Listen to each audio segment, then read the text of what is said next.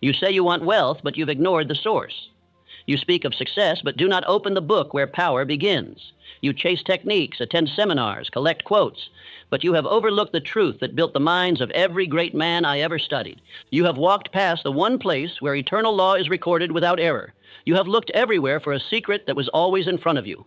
A verse, one verse, short in words, vast in power, hidden not because it is lost, but because men no longer look where the truth still lives. It is not found in the philosophies of the drifting masses. It is not recited by the loud voices of modern noise. It is not adorned with entertainment or coated in convenience. It is written in the old book, the only book that holds the blueprint of dominion. And what I'm about to tell you, they do not want you to see. For the man who sees it becomes ungovernable by fear, unshaken by failure, untouched by lack. The man who sees it becomes mentally sovereign, spiritually directed, materially unstoppable.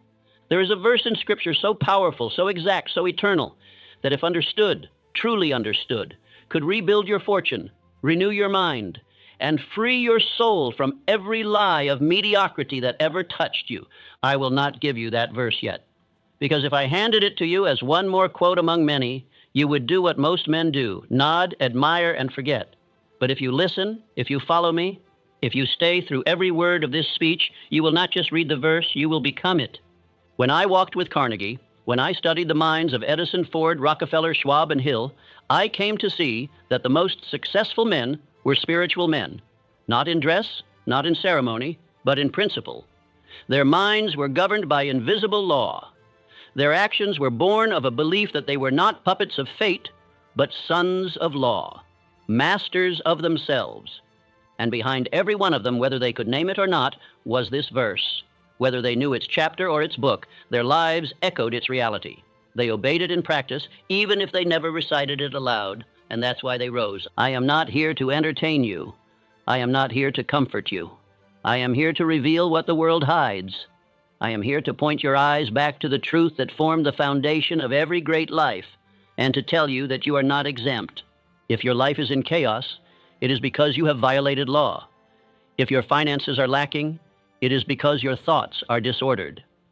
If your heart is heavy, your spirit anxious, your days filled with fear, it is because you have wandered from the word where order, peace, and dominion were written in stone.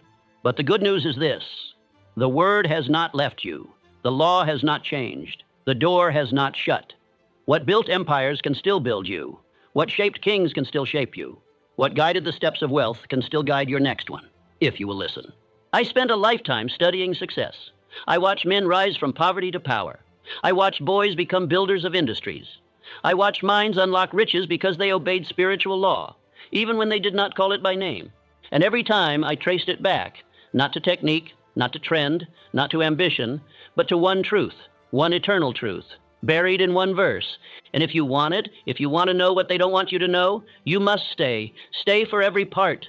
Study this as if your freedom depends on it, because it does. Stay until the very end, and you will be handed not just a line of Scripture, but the operating system of wealth, peace, purpose, and power.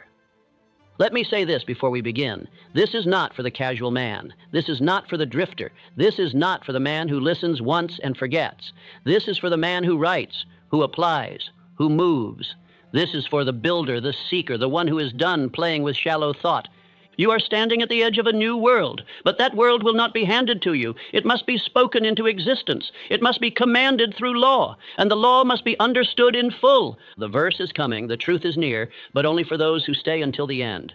Before we continue, say these words aloud, not softly, not lazily, but as a declaration of alignment. Truth is eternal.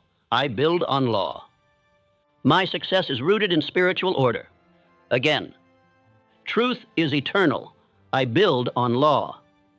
My success is rooted in spiritual order. Let these words cleanse your doubt. Let them sharpen your mind.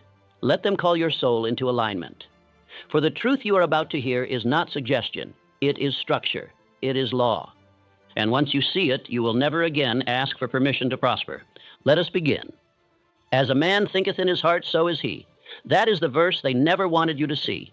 Not because it is hidden, but because if you ever believed it, truly believed it, you would become free.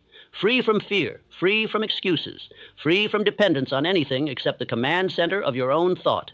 This verse is not merely poetic. It is not symbolic. It is the blueprint of man's dominion. It tells you plainly, you are not made by what happens to you. You are not shaped by the world. You are shaped by the thoughts you allow to dwell within you, especially those you repeat, especially those you feel, especially those you entertain in silence. You may appear to the world as a poor man, but if you think prosperity, you are rich already. You may hold no title, but if you think dominion, you carry the spirit of leadership. You may have fallen many times, but if you think victory, you are already rising. Everything you are right now, every dollar you hold, every opportunity you possess, every emotion that governs your day was first born in your thought. You are walking through a reality that your mind permitted, a world built by belief or broken by neglect. Every law of success I have ever taught begins here. Desire begins as thought. Faith begins as thought. Persistence begins as thought. Decision begins as thought. You cannot act until you first think. You cannot command until you first believe. You cannot build a life until you first build the idea of it in your own mind. The verse does not say, as a man feels. It does not say, as a man hopes. It does not even say, as a man tries. It says, thinketh. That is where the foundation lies. Not in emotion, not in chance, not in vague ambition, but in repeated intentional thought, held long enough to define the man himself. Every man of greatness I have studied obeyed this verse, whether he could name it or not. They built their identity first in thought and then made the world conform to it. Abraham Lincoln thought liberty. He read it in his youth. He imagined it during obscurity. He meditated on it through defeat. And when he finally spoke it, it changed a nation. Before he freed any man, he freed the thought of freedom in himself. Henry Ford thought motion. Before the Model T, before the assembly line, before the name meant anything, he thought of a world where every man could move freely. He was laughed at, opposed, and ridiculed. But because he kept the thought, the world eventually yielded. What you are is not your job, not your balance, not your past. What you are is what you think, habitually. A single thought held once will pass, but a thought held daily becomes a belief, and a belief held long enough becomes a self-fulfilling prophecy. Do you rise every morning thinking of your fortune, or do you rehearse your failures? Do you think like a man who will be obeyed by money or chased by it? Do you think thoughts of order, wealth, clarity, decision? Or do you recycle fear, lack, shame, and confusion? Let me say it again. You are what you think. If you want to change your life, do not begin with your surroundings. Begin with your inner speech.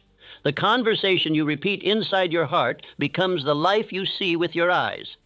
Your subconscious mind, which obeys every command without question, cannot reject your dominant thoughts. It accepts what is repeated and emotionalized. And once it accepts it, it begins to work through unseen forces to make it real. This is not theory. This is law. A man may say, I want to be rich. But if he thinks constantly of bills, of failure, of risk, of loss, then he is not rich in heart. He has not planted wealth, he has planted fear, and the harvest will match the seed without fail. This verse, as a man thinketh in his heart, so is he, is the very seed of all creation. It is the Scripture's clearest explanation of manifestation. It tells you what you meditate on will become your reflection. Therefore, your first responsibility is not to hustle, not to shout, not even to move. It is to discipline your thought life. Before you can build a business, you must build the belief. Before you can lead others, you must think of yourself as a leader. Before you can attract riches, you must think like a man who expects them. If you think like the poor, you may inherit a fortune and lose it. If you think like the rich, you may begin in poverty and still rise. Because conditions are temporary, but thought is creative power. Your mind is a field. Every thought is a seed. You may not see the result instantly, but over time, the field will bear exactly what you have planted. If you want to know what you've been thinking, look at your life. If the crop is disappointing, change the seed. The first act of the rich man is not to make money. It is to think wealth, to hold it in the imagination, to speak of it as certain, to expect it as law. Until this is true, no effort will prosper. And so I ask you, what are you thinking, and what are you becoming as a result? Say this now. Say it aloud, not quietly, not casually, but as a man who commands his future. I become what I think. I plant my future in the thoughts I choose today. Again, I become what I think. I plant my future in the thoughts I choose today. Let these words begin your reformation. Let them become your defense against idle thoughts. Let them cleanse your mind of the lies of weakness. Let them set a new pattern. From this day forward, you must watch your thoughts like a banker watches his vault. Let no thief enter. Let no seed of failure take root. Let no fear grow long enough to bear fruit. You are not bound to your circumstances. You are not doomed by your history. You are not shaped by external hands. You are shaped by your thoughts, and they belong to you alone. Now take up the power. Take up the truth. Take up the verse that rules all others. Hold it. Repeat it. Build upon it. As a man thinketh in his heart, so is he. Let us continue. Thought alone is not enough. A thought unaccompanied by belief is a vapor. It rises and vanishes. But a thought saturated with faith, that is fire. That is creation. That is how invisible becomes visible. An idea becomes empire. You may think success, but if you do not believe the thought, if you do not wrap it in conviction, in certainty, in emotional heat, it will never take form. It will remain a ghost, haunting your imagination, but never building your life. As a man thinketh in his heart, so is he. But what is the heart? It is not the casual mind. It is not passing interest. It is the seat of belief. The emotionalized subconscious, where thoughts are no longer visitors, they are residents. Thought opens the gate. Faith gives the command. Faith is the force that tells the subconscious, this is not a wish, this is law, this is not someday, this is mine. And the subconscious, which always obeys belief, begins to shape the world to match the decree. Let me be clear. You do not receive what you think. You receive what you believe. Your results do not come from words alone. They come from the emotional vibration behind the words, the tone of certainty, the mental posture that does not ask, it commands. Faith is the substance of things hoped for, the evidence of things not seen. That is not poetry. That is instruction. That is God's law of manifestation. If the thing is not yet visible, but you believe it with intensity, it begins to move toward you. Let me give you examples. Charles M. Schwab was not born into power, but he believed in his power before the world did. He saw himself at the helm of industry while still sweeping the floors. His tone, his walk, his speech carried the vibration of leadership, and the world, which bends to belief, responded. Carnegie entrusted him with leadership not because of age or resume, but because his belief in himself was contagious. He carried the weight of purpose before the position was ever assigned. That is how belief draws responsibility. That is how faith creates authority. Now consider Edison. He believed in electric light before the science caught up. He failed thousands of times, not because his ideas were weak, but because his faith never cracked. He held the result in his mind long enough for the conditions to surrender. Understand this. Faith held longer than fear becomes reality. If your faith wavers, your fortune wavers. If your belief shakes, your results scatter. But if you believe like Schwab, like Edison, like Ford, like Lincoln, your world must match what you carry inside. So how do you build that kind of belief? The same way a tree grows, daily nourishment, daily repetition, daily contact with truth. This is the power of autosuggestion. You train your subconscious through repeated, emotionalized affirmations of your definite purpose. When you speak your aim aloud, morning and night, you are not just talking. You are giving instruction to the very mechanism that builds your life. And the more emotion you add, the deeper it takes root. This is not superstition. This is spiritual engineering. Thought is blueprint. Faith is construction. Autosuggestion is the labor crew that works while you sleep, bringing form to the structure you have declared. You must speak your faith before you see results. If you wait for evidence, you are not operating in faith. You are reacting to circumstance. The rich do not wait for proof. They create it through belief. Faith does not require external permission. It does not ask, is this realistic? It declares, this is mine, and I accept it now. And life, by law, begins arranging itself to obey. But beware, faith must not be occasional. It must be persistent. It must be cultivated like a fire that is never left to die. One missed day, one weak confession, one hesitant step. These are cracks where fear enters. Faith is built by ritual. Faith is secured by discipline. You must not leave it to chance. You must train it into your system until you walk in it, speak in it, breathe in it. Say this now. I believe the truth I speak. My faith gives power to my thoughts. Say it again. Not as a chant, as a law, as a builder laying foundation stone. I believe the truth I speak. My faith gives power to my thoughts. Let these words become your spiritual constitution. Let them govern your language. Let them correct your inner dialogue when fear tries to rise. You are not required to know how it will happen.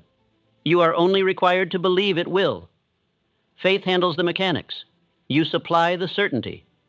This is how the world is changed. This is how fortunes are formed. This is how average men are raised into excellence, not by sight, but by faith. From this moment forward, monitor your tone. Speak with force. Do not say, I hope to succeed. Say, I will succeed because I already believe it. Do not say, I want wealth. Say, wealth is mine by spiritual law, and I receive it now. The subconscious accepts what is declared with emotion. It does not question. It does not filter. It simply obeys what is repeated with belief. And once it accepts, it goes to work. It moves people. It shifts circumstance. It draws resources. It opens doors. It creates events. You may not see how, but it will make the way plain. This is how the rich live before they are rich. This is how they act with certainty before success appears. This is how they draw power to themselves. They believe first, and reality follows. And you must do the same. Now rise. Pick up your written statement. Read it aloud today. Read it again tonight. Read it with emotion. Read it until your voice sounds like a man of faith, a man of command, a man of destiny. Repeat these final affirmations. I believe the truth I speak. My faith gives power to my thoughts. What I believe, I will see.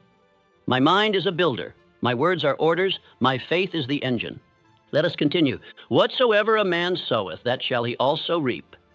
These are not soft words. They are not symbolic. They are not meant for poetic pondering. They are law, unchanging, non-negotiable, eternal. And no man who violates this law shall prosper, just as no man who honors it can be denied.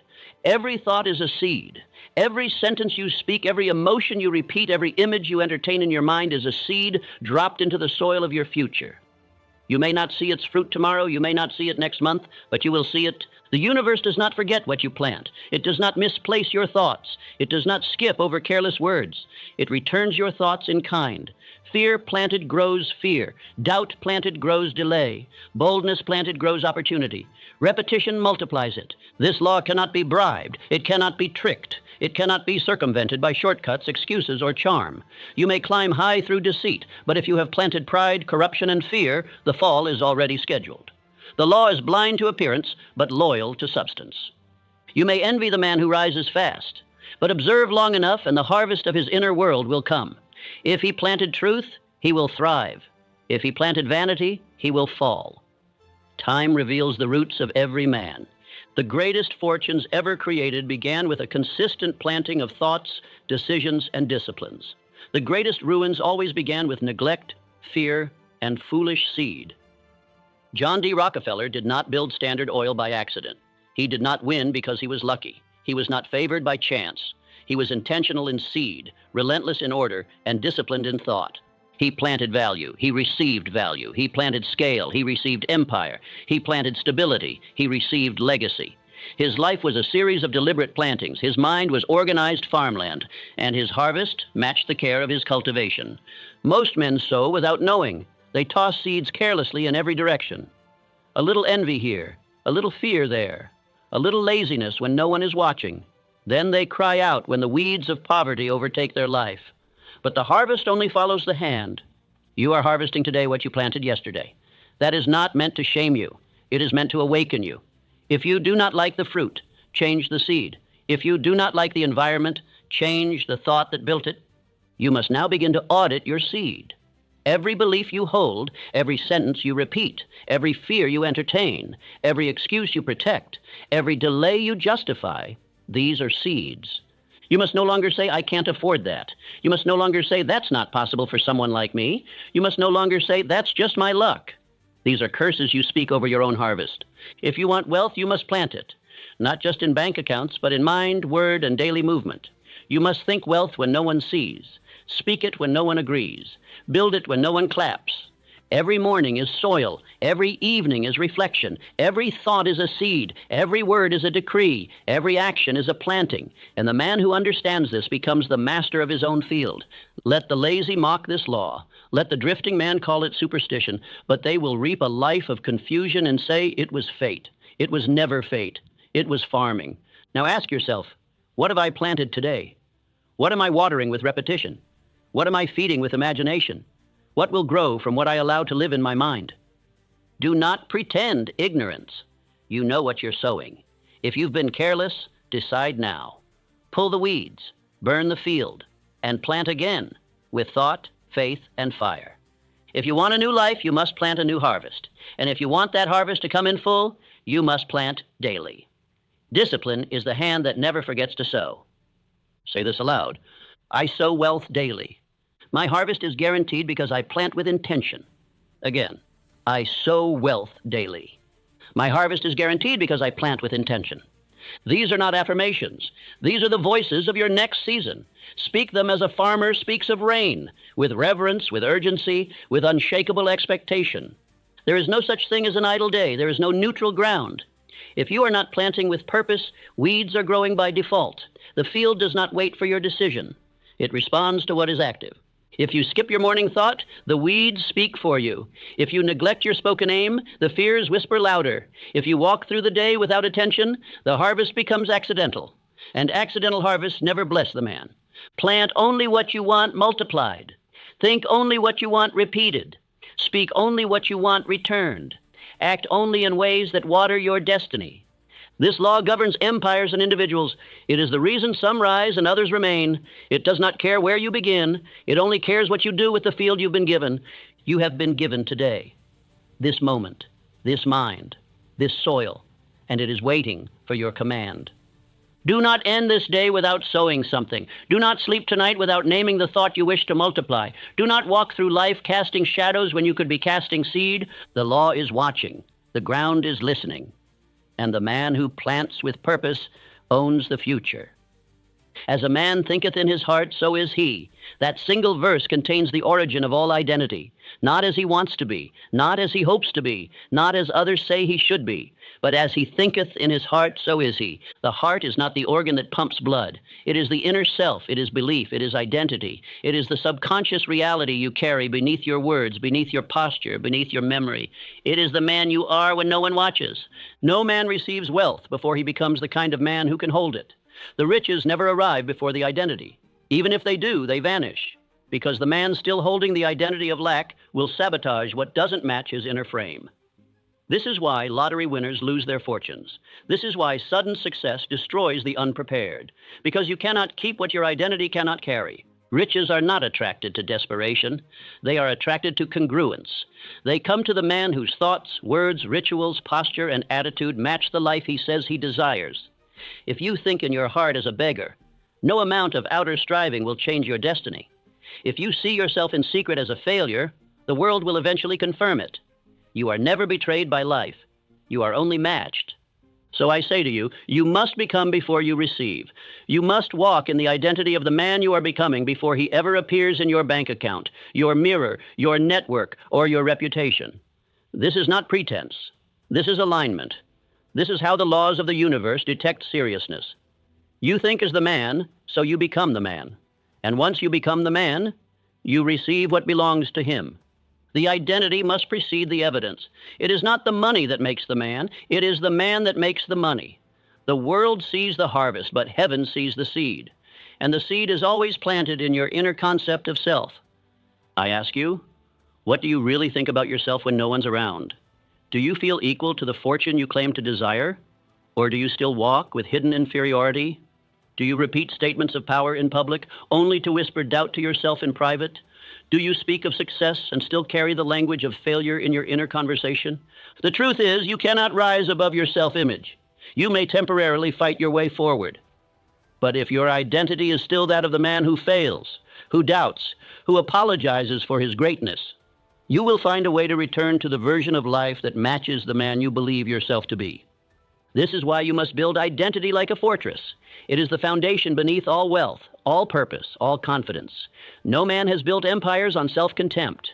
No man has led others while seeing himself as unworthy. No man has risen with a broken picture of his own worth. I remember the story of Edwin C. Barnes, the man who entered the mind of Edison long before he entered his business. He was not a man of credentials. He was not a man of fortune. But he saw himself as equal to the opportunity he desired. He believed, not in vague theory, but in certainty, that he would become Edison's partner. He did not hope. He did not beg. He did not drift into a job. He declared the partnership in his heart and walked forward with that decision written on his spirit. He worked menial tasks, but in his heart he was a builder. He swept floors, but in his identity he stood at the helm of enterprise. And eventually, reality caught up with his belief. The question is never, when will success come to me? The question is, when will I become the man who no longer needs to ask? That is the moment heaven responds. That is the day things shift. That is when the laws recognize you as an equal to the outcome you seek. So how do you build identity? You do it with ritual, with language, with discipline, and with repetition. You write your definite chief aim not just to inspire yourself, but to form yourself. You are not reading a future. You are writing a character. You must speak wealth aloud, not because it is already seen, but because your subconscious needs to hear it until it no longer questions it. You must speak confidence. You must speak mastery. You must speak vision. And you must speak it more often than you speak doubt. The mind is a mirror that reflects what it is most often shown. If you feed it thoughts of failure, weakness, lack, and worry, it will show you a man who lives that way. But if you show it power, purpose, belief, and forward movement, it will begin to accept this as the new image, and once it accepts it, it becomes automatic. You must also remove contradiction. You cannot say one thing and believe another. You cannot act one way in the morning and reverse course at night. The subconscious does not trust instability. It rewards clarity. It rewards congruence. You must be a man of one signal. Do not speak poverty and expect wealth. Do not carry guilt and expect favor. Do not walk in fear and expect the world to respond with opportunity. You must decide, and your decision must show up in your thought, speech, posture, and habits. This is your greatest responsibility, to craft the identity of the man who is already what he once hoped to become, to treat yourself according to your future, not your past, to act like the architect of your fortune, not the recipient of others' permission. Say this now. I walk in the identity of success. My thoughts match the man I am becoming. Again, I walk in the identity of success. My thoughts match the man I am becoming. These are not wishes. They are blueprints. Each word you speak is a stone. Each belief you accept is a beam. You are building a house, and you will live in whatever structure you construct inside your mind. Every great man I studied had this trait. They did not waver between two selves. They did not drift between humility and greatness. They decided who they were, and they refused to act like anything less. You must do the same. Walk like the man, speak like the man, think like the man, spend like the man, work like the man, pray like the man, move like the man, until the world no longer sees your effort, but sees only your identity. You must become so rooted in who you are becoming that the present cannot convince you otherwise. And once the world believes what you have long believed in secret, the riches will appear, not as reward, but as reflection. Imagination is God's gift to the builder. It is the bridge between the spiritual and the material, the unseen and the seen, the invisible idea and the tangible reality. As it is written, as a man thinketh in his heart, so is he. But what is the heart? The heart is imagination on fire with belief. It is not the passing thought. It is the picture held within, repeated, nourished, and lived in long before the world sees it. The heart does not operate by logic. It operates by vision. And vision is built through imagination. When a man says, I see it, he does not mean with the eye, he means with the soul. The world was not made by hands. It was made by imagination. The hands only followed the vision. The bricks only followed the blueprint. The business, the wealth, the reputation. All were drawn first in the mind of the man bold enough to hold the image until it became real. Faith without imagination is blind. It is empty repetition. It is lifeless creed. But when faith enters the imagination, it becomes creative force. It breathes life into possibility. It transforms aimless hope into structured expectation. Imagination is the womb of creation. Faith is the breath within it. Every empire I have studied, every fortune I have dissected, every name etched into history began first in imagination. It was a picture seen only by one man, a picture so real to him, so vivid, so emotionally charged that he walked in it before he touched it. He rehearsed it before it arrived. He saw it while others doubted. And because he refused to release the image, life obeyed it. Poor men also use imagination, but they use it against themselves. They picture the bills arriving. They see the employer saying no. They imagine the business failing. They walk through the scenario where they are rejected, laughed at, betrayed, and their imagination, being neutral, responds. It gives them what they see. You cannot escape your imagination. You can only direct it. You are either building with it or being buried by it. Most men imagine unconsciously. They do not choose their images, they react to their fears. And so they live out what they did not want because they never replaced what they were afraid of with what they commanded. A man who desires wealth but spends his day imagining struggle is not in conflict. He is in agreement with poverty. His mouth may say, I believe in abundance, but his imagination is rehearsing lack. And the subconscious mind, which obeys image over intellect, responds to the picture, not the speech. This is why Scripture speaks so often of vision. Without vision, the people perish. Without image, the spirit dies. Without mental picture, the body wanders. But where there is vision, there is energy, focus, direction. There is power. There is dominion. There is magnetic force that pulls the thing imagined into the life of the one who dares to hold it long enough.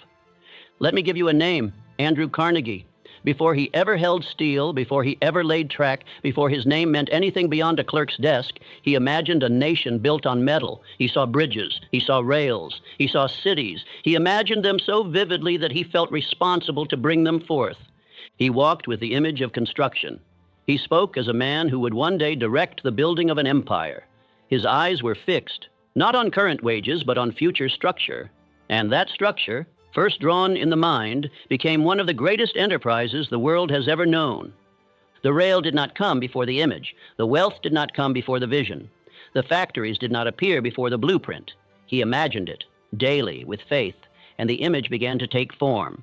This is how you must now live.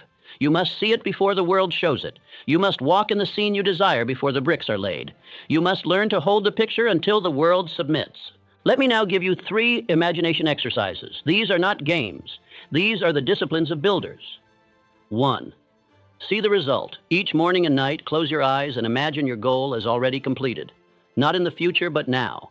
Walk into the room. Feel the fabric. Hear the voices. Look at the balance. See the contract signed. Experience the result in full color and emotion. 2. Walk through the outcome. Mentally rehearse your actions, the call you will make, the speech you will give, the meeting you will lead, the decision you will deliver. Walk through it in detail. This is how champions win before the arena appears. 3. Rehearse victory. Replay wins you have already experienced. See the moment you succeeded, the time you overcame, the deal you closed, the test you passed. Imagination does not only build the future, it cements the confidence of the past. Each of these must be repeated until they become second nature. Until your mind, when left alone, defaults to the image you have trained into it. Your goal is not to feel motivated. Your goal is to imagine until the picture becomes home. Say this now. I imagine only what I command. My mind is the instrument of creation. Again, I imagine only what I command. My mind is the instrument of creation. Let these affirmations govern your attention. Let them guide what you allow into your sight, your ears, your conversation. Every distraction is an enemy of the image. Every fear is a challenger to the vision. You must protect your imagination like a treasure chest. And when the world laughs at your pictures, do not shrink. When they ask, where is your evidence? Point to your mind and say, here is my foundation. Here is my structure. Here is my evidence. And the world will see it soon. You are not building with tools. You are building with thought, with faith, with imagination. You are collaborating with God when you imagine with clarity. You are obeying the highest laws when you live from vision instead of memory. The men who made history did not do so by reacting. They created. And all creation began in imagination. Now lift your eyes, picture what you desire, and hold it. Speak it, walk through it, return to it day and night, until it becomes the most natural place your mind knows. You were made in the image of a creator. That means you were made to create. Let us continue. Fear is the only enemy of divine law. It is the only voice that can interrupt the power of right thinking, the only force that can poison the harvest of truth. As you think, so are you. But when fear enters your thought, you become what fear imagines, not what faith has promised. Fear is not a condition. It is a choice to believe in something outside of spiritual order. The Word says clearly, God hath not given us a spirit of fear, but of power and of love and of a sound mind. If fear was not given by God, then it was planted by the world. It was not born of truth. It was learned through repetition. It was passed down like poverty. It was trained into men by other men who had forgotten who they were. Fear is not your nature. Fear is not your inheritance. Fear is the only thing separating you from the life already promised to you by law. It does not need to be reasoned with. It needs to be removed, cut off, cast out, rejected like the lie that it is. Fear is anti-law. Fear is anti-truth. Fear is anti-creation. It says, what if it doesn't work? While truth says, it already is. It says, be careful when law says be faithful. It says wait and see, while law says decide and act. Every man who remains small, who remains poor, who remains stuck in cycles, does so not because of lack, but because of fear. And fear always comes in disguise. It wears the mask of wisdom. It poses as caution. It imitates planning.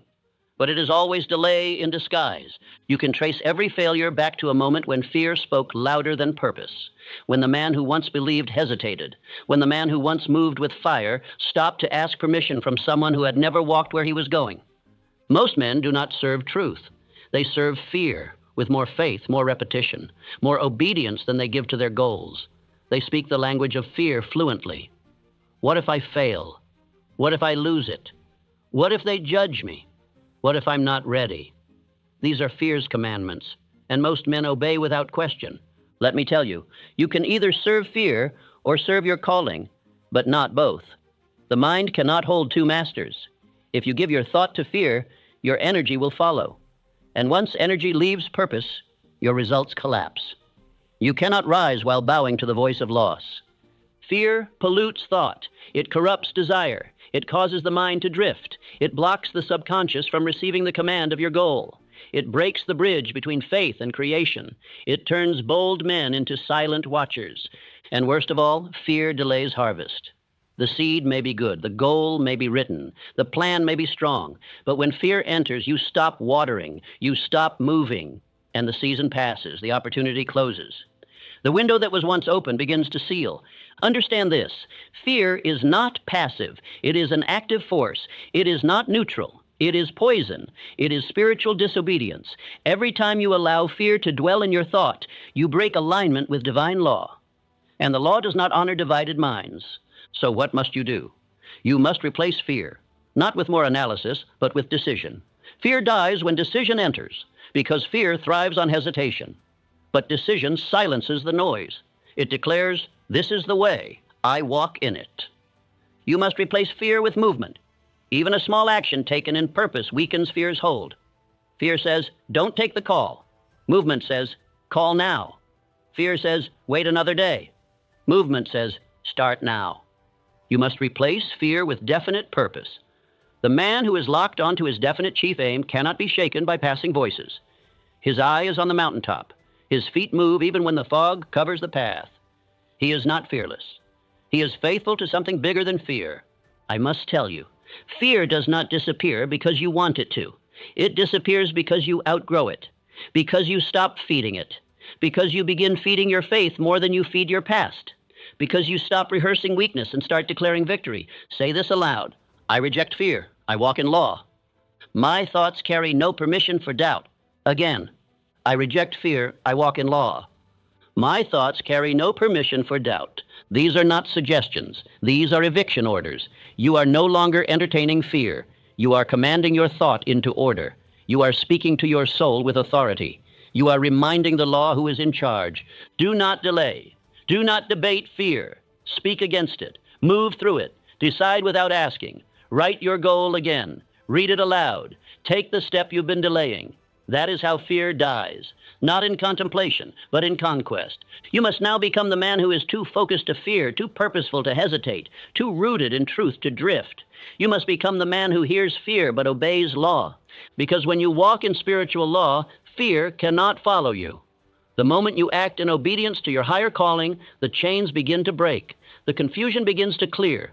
And the voice of fear gets quieter every day. You were not given fear by God, therefore you do not owe it your loyalty. You were given power. You were given love. You were given a sound mind. Use them. Stand up and move forward. Repetition is the hand that sculpts the soul. It is the chisel that shapes identity, the rhythm that forms belief, the fire that burns away hesitation. One thought is not enough. One decision, one affirmation, one inspired moment, that is not transformation. To think is not enough. You must rethink. You must rehearse. You must repeat until the thought is no longer an idea, but your reality.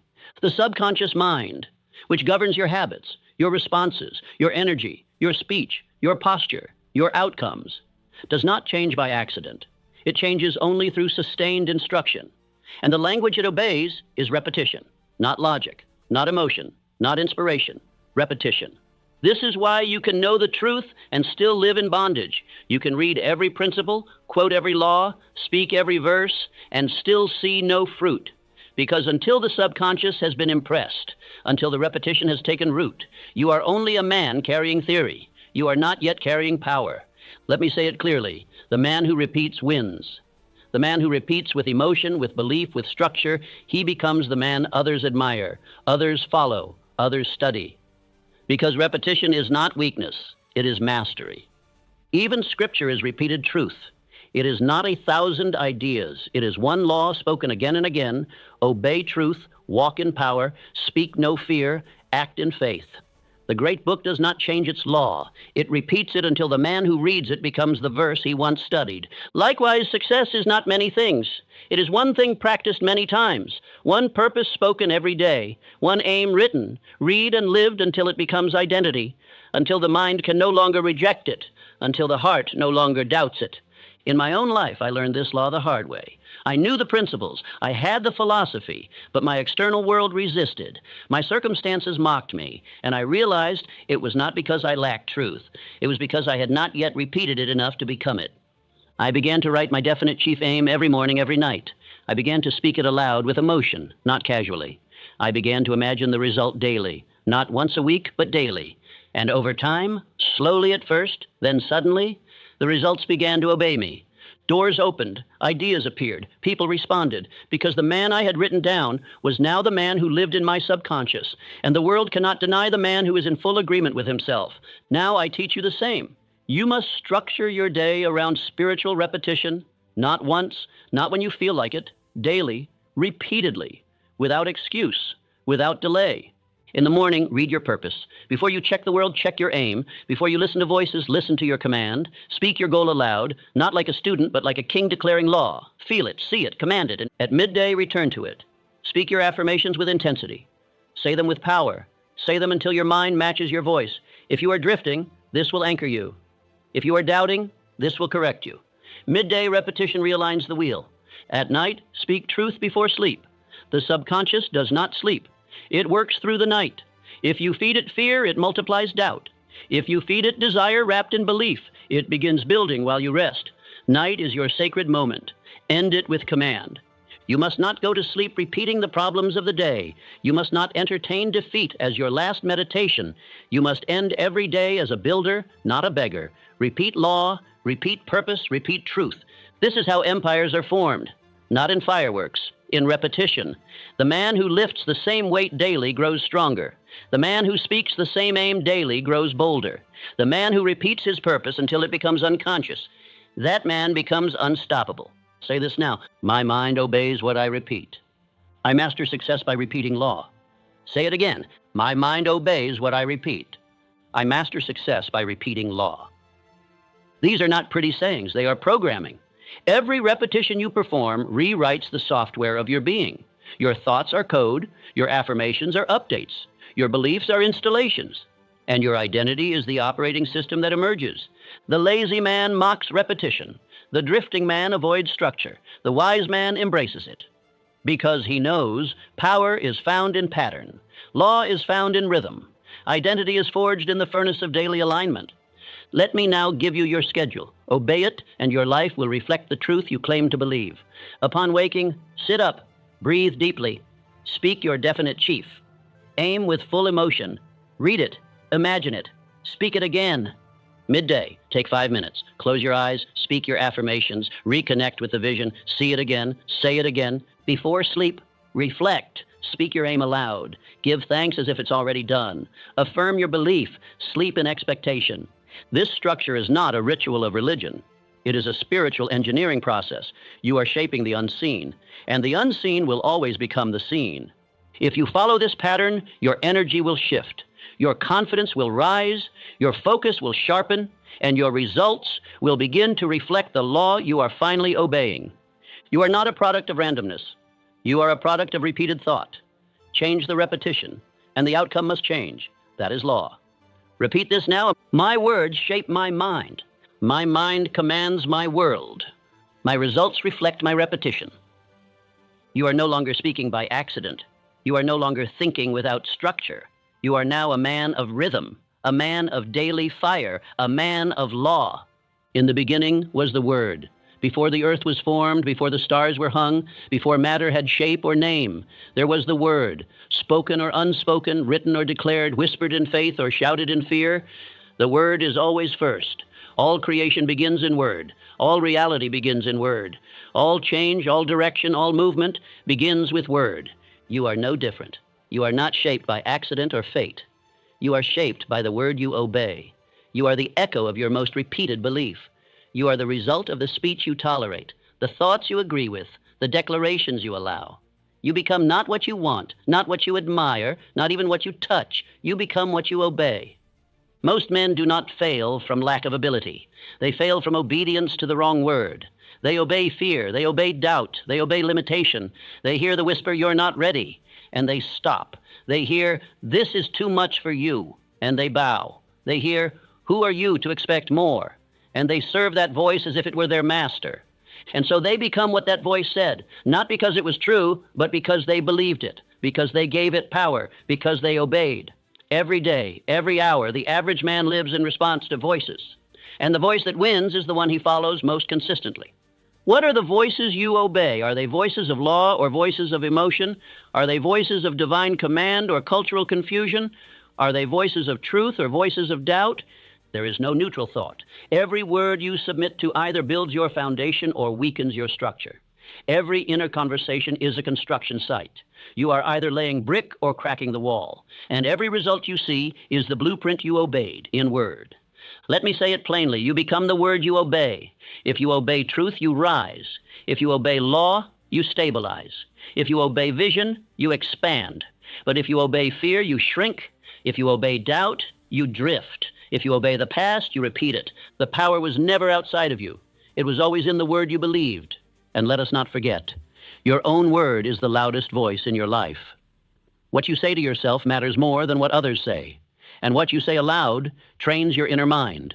Every sentence is either a rope lifting you higher or a chain pulling you back. This is why I have instructed you in repetition, in daily declaration, in speaking your definite chief, aim aloud, because the word repeated becomes law. And the subconscious, which governs all habit and action, obeys without resistance. It accepts your voice as the final authority. But many men use their own voice to curse themselves. They say, "I'll never figure this out." They say, "I'm tired of trying." They say, "I guess that's just how it is." And those words become walls, invisible at first, but firm enough to trap a destiny. I challenge you now. Speak only what you desire. Obey only thoughts that build.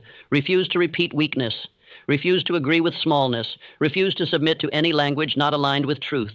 When you hear fear, replace it. When you hear lack, override it. When the old voices return, say aloud, "That is not my word. That is not my truth. That is not my law." Your mind must be ruled, your heart must be governed, and your word must be royal. For the man who speaks like a king becomes one. The man who thinks like a builder builds. The man who walks in agreement with divine truth becomes the living reflection of law itself. Return now to the verse that began all things. As a man thinketh in his heart, so is he. That is not a metaphor. That is an equation. What you think in your core, what you hold, repeat, and obey, is what you will see in your life. Your job is not to chase results. Your job is to command the thought. Your job is to discipline the word. Your job is to submit to truth until truth rewrites your identity. And when identity changes, reality follows. You cannot speak the language of fear and expect a future of strength. You cannot declare failure and expect the law to respond with abundance. You cannot serve two voices. You must decide which one owns your future. Say this now. Say it with the weight of a man who knows his next words shape his next chapter. I obey truth. I become what I command. As I think in my heart, so am I. Again, I obey truth. I become what I command. As I think in my heart, so am I. Let these become your code. Let them silence the noise. Let them override the old programming. Let them cut through every excuse, every hesitation, every illusion. This is your word. This is your mirror. This is your law. Now speak only what aligns. Think only what builds. Walk only in the direction of the voice that made you, the voice that told you, be fruitful, the voice that said, subdue the earth, the voice that spoke before time and said, it is good. That voice is still speaking, but you must choose to obey it. And once you do, Once you shut out the noise, shut out the fear, shut out the false masters, you will become what was written about you before the world ever saw you. From this moment forward, you speak with intention. You think in agreement with law. You act as one who no longer takes orders from fear. You are not casual with your mind. You are not loose with your language. You are a man under command, and the command is truth. Let us now move to conclusion. For the man you are becoming is waiting, and he only responds to the voice you obey. You have now seen what few ever understand, how one verse contains the secret to every fortune ever built, every life ever elevated, every man who rose from nothing and turned the invisible into the inevitable. It was never many truths. It was always one law, one pattern, one eternal structure. As a man thinketh in his heart, so is he. Not might be, not hopes to be. His identity is not formed by accident. It is not gifted by family or shaped by society. It is chosen through thought, reinforced through repetition, and sealed through belief. This is the law behind every miracle, every success, every transformation, and it belongs to you. You are not a servant to money. You are not a beggar of opportunity. You are not a subject to the economy, to the world, to the voices of fear. You are a servant to thought. And thought, when properly commanded, commands all things, including money. The money does not lead. It follows. The opportunity does not invent itself. It appears in response to the man who has built himself according to divine thought. The world outside is nothing more than a mirror reflecting the dominant pattern inside. This truth is not a lesson to admire. It is not a quote to memorize. It is not a speech to applaud. It is a law to live, a blueprint to obey. And like all law, it does not bless those who study it casually. It only blesses those who surrender to its structure. There are many who will hear these words and nod. They will agree. They will quote the verse. They will feel stirred and then return to the language of doubt, the habits of drift, the inner dialogue of fear. And they will receive nothing, because this truth, like all truth, is activated only through action. You must not walk away with admiration. You must walk away with assignment. You must not leave here feeling inspired. You must leave here with instruction. From this moment forward, let there be no confusion in your mind about where success comes from, where wealth begins, where confidence is forged. It does not begin in banks. It does not begin in contacts. It begins in your thought, and not in casual thought, but in the heart thought, the inner belief that speaks without your permission, that acts without your awareness, that directs your life while you sleep. You must now train the heart, not just once, not just when it feels good, but daily, with discipline, with fire, with structure. You will begin with the verse, "As a man thinketh in his heart, so is he." This is your foundation. It is not a verse. It is a key, a lens, a sword, a mirror. You will read it daily until your soul begins to repeat it in silence, until it becomes your posture, your logic, your defense. You will speak only what you desire, not what you fear, not what the news says, not what the doubters shout, but what you command, what you choose, what you build.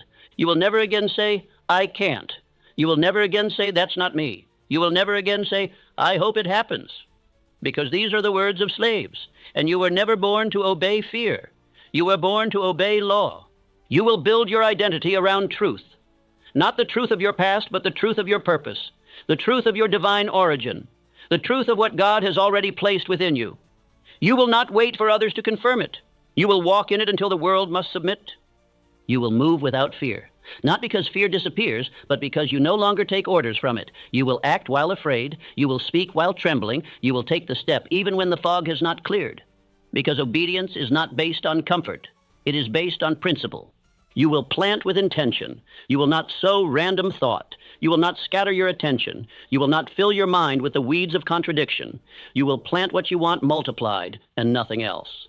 Every word you speak will be a seed. Every action you take will be a watering. Every repetition will be sunlight. And every belief will be the atmosphere in which your future grows. This is how men rise. This is how fortunes are built. This is how poverty is reversed. This is how failure becomes fire. This is how small men become giants, not through inheritance, not through chance, not through luck, but through obedience to a single law. As a man thinketh in his heart, so is he. Now I ask you, who are you becoming? Not who do you want to be? Not who do you hope to be? Who are you training yourself to be? Through the thought you allow, the belief you accept, the voice you repeat? Are you becoming the man who commands wealth or the one who chases it? Are you becoming the man who lives by law, or the one who waits for permission? Are you becoming the man who speaks power, or the one who recites the script of the world? You cannot serve two visions. You must now choose. From this day forward, every time you speak, you are casting votes for the man you will be. Every time you act, you are declaring who you believe yourself to be. Every hour is a courtroom, and your thoughts are the testimony. Speak only what you would be proud to become. Act only in the direction of the life you claim to want. Think only what you are willing to receive. Say this now, not quietly, not with hesitation, but as a man who means every word. I build by law. I rise by truth. As I think, so I am. As I believe, so it is. Again, I build by law. I rise by truth. As I think, so I am. As I believe, so it is. Let these words become your covenant. Let them mark the death of smallness. Let them declare the end of fear. Let them be your voice when doubt comes knocking. Let them be the rod that strikes down every inferior thought that ever told you to play small. You are now the guardian of your gate, the builder of your temple, the voice in your storm, the architect of your wealth. You are no longer begging for change. You are commanding it. Do not wait. Do not drift. Do not wonder what's next. You already know. The verse has spoken. The law has been given, and the voice of power is waiting for your agreement. You are now a man of thought, a man of heart, a man of divine identity. And as you think in your heart, so are you. Now begin.